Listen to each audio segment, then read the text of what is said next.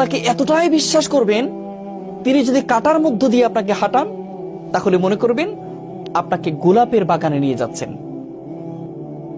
আপনি যদি যে কোনো কষ্টে যদি থাকেন, আপনি যদি ব্যথিত হন, আপনি যদি আঘাতপ্রাপ্ত হন, তাহলে আপনি মনে করবেন আপনার আল্লাহ এই কষ্ট দেওয়ার মানেই হচ্ছে হলো আল্লাহ আপনাকে ওয়ালা সাউফা ইয়াতিকা রাব্বুকা ফাতারদা, এমন কিছু দিতে যাচ্ছেন সেটা পেলে তুমি খুশি হয়ে যাবে।